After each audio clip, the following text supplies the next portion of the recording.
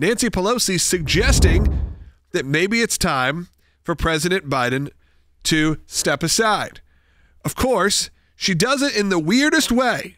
As long as the president it's up to the president to decide if he is going to run. We're all encouraging him to make that decision because time is running short. I think overwhelming support of the caucus. It's not for me to say. I'm not the head of the caucus anymore, but he's beloved. He is respected, and people want him to make that decision, not me. He has said he has made the decision. He has said firmly this week he is going to run. Do you want him to run? I want him to do whatever he decides to do, and that's the way it is. Whatever he decides, we go with. Whatever he decides to do, that's what they're going to go with. Then why not come out and say, we know what he said. He has made it very definitive. He sent a letter to Congress saying how definitive it was. Soliloquy that really went specifically into details about all the reason he is not going anywhere. However, when you have a Nancy Pelosi out there making these statements saying, we're kind of running out of time. We're running out of time. We hope he makes the decision soon. And Joe Biden is on the other side going, I've made the decision already. We know what that means. That means the pressure is now mounting. And the pressure is mounting from Nancy Pelosi. And then from the Hollywood side of this, you may remember 3 weeks ago, there was an event, a big Hollywood fundraiser. George Clooney, Julia Roberts, Jimmy Kimmel was the host. Barack Obama was there. And what happened at the end of that event? At the end of it, Barack Obama, calmly helped Joe Biden off the stage, grabbed his arm and his shoulder like you would a lot of people when you're trying to assist them if they're having trouble. You're seeing it right now. Again, it feels like maybe it was a year ago. That was 3 weeks ago. And now George Clooney puts out an op-ed today saying, while he's a good man and we all support Joe Biden, it is time for him, for the good of the country, to step aside. Barely off the heels, 3 weeks off the heels of them telling us that video we saw from that event with George Clooney was a cheap fake. In George Clooney's new op-ed, he says, was he tired? Yes. A cold? Maybe. But our party leaders need to stop telling us that 51 million people didn't see what we just saw. The Democrats are now getting a taste of their own medicine, of being gaslighted, of being told what you see isn't real. And they don't like it. Surprise, surprise. Because no one likes being told what you're seeing isn't reality. Just trust us. But that's exactly what party leaders are doing right now. And a lot of people are starting to have a little bit of issue with that. There was a bad night. That's what everyone, they're the spin of the actual Democrats who are still supporting Joe Biden, which is few and far between. They say it's a bad night. This is what George Clooney said, a man who was with him just a few weeks ago. But the one battle he cannot win is the fight against time. None of us can. It's devastating to say this, but the Joe Biden I was with 3 weeks ago at the fundraiser was not the big deal Biden of 2010. He wasn't even the Joe Biden of 2020. He was the same man we all witnessed at the debate. So that is George Clooney saying, I was with the guy 3 weeks ago, and what you saw that debate night, that is what is running the country right now. There's a couple things happening. We need to be very well aware of this. There's two scenarios here.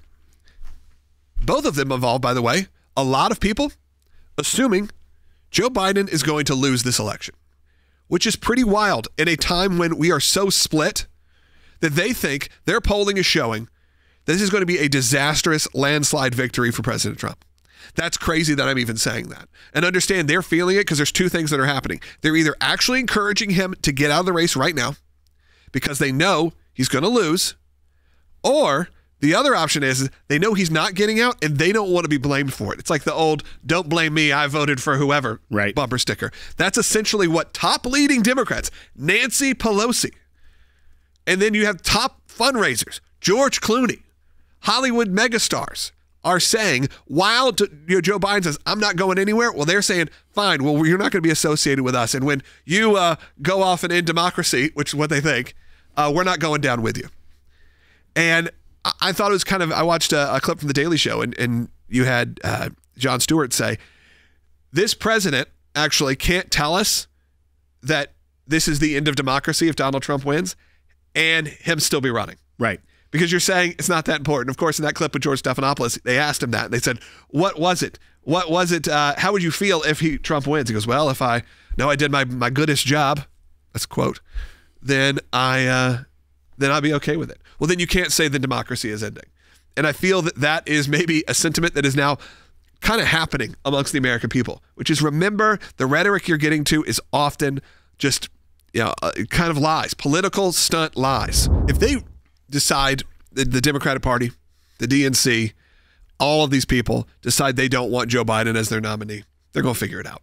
And they're going to figure it out in a way that doesn't invoke the 25th Amendment. That is not going to be, to me, the plan. The plan would be to get him to resign. And there are ways. This is Washington, D.C., the shadiest of the shady, the roughest of the rough, a place that I would probably never live unless I had to, because I've seen the underbelly of it. However, it's important that we're there, and the ACLJ has our headquarters there, because we have to be there, because when they talk about the swamp, they talk about the deep state. It also runs on that side, which is you have those situations where if they really decide that this is going to be impossible, that Joe Biden has no chance. And by the way, I would start saying that they're getting there. When you have a Nancy Pelosi coming out and you have George Clooney making an op-ed, you are saying there is no path to securing a victory here, and we're going to have Donald Trump as the president again. If you really feel that way, I think there's a way to get him to peacefully resign. Well, and to go to your swampiness kind of comment, yesterday the headlines after the congressional meetings, both the Senate and the House had Democrat caucus meetings to kind of get a feel of where it was. And these are the headlines of The Hill. Tide beginning to turn in Biden's favor for now. Newsweek, Joe Biden starts to turn the tide on rebel Democrats. Axios, Biden rebels in Congress see their revolt crumbling. Now, then this morning, Nancy Pelosi, who tweeted yesterday, I will have a statement when I have a statement ready. Well, that apparently was today, and she went out there and gaslit the sitting American president who has said, I have made my decision, and she's just like, when he makes up his mind. I truly believe you bring a breath of fresh air into this race, someone that isn't Donald Trump or Joe Biden, you have a fight. And I mean someone who's intelligent, can speak well, and is under the age of 65. Those are my 3 requirements.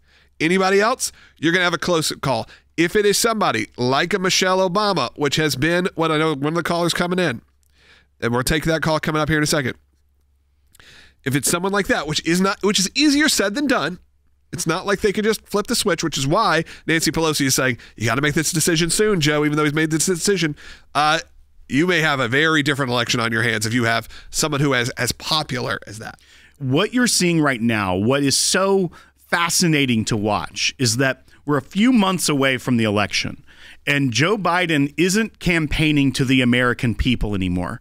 He's having to campaign to elected Democrats and Democratic donors to remain as the nominee. So it's fascinating to watch from that angle, is that I think he's dug his heels in. It's probably still a coin toss whether or not he makes it, but I think he is determined to do everything he can to stay in, and by doing that, he's having to spend time, effort, and resources on, 1, being president of the United States, and 2, campaigning to the people that should be supporting him no matter what. Yeah, they feel like they've been betrayed. Right, instead of winning voters. So, and I think I love to watch it play out. I want this chaos to continue because it's a fun, fascinating thing to watch. Not necessarily great for the country, but it is fascinating to see play out.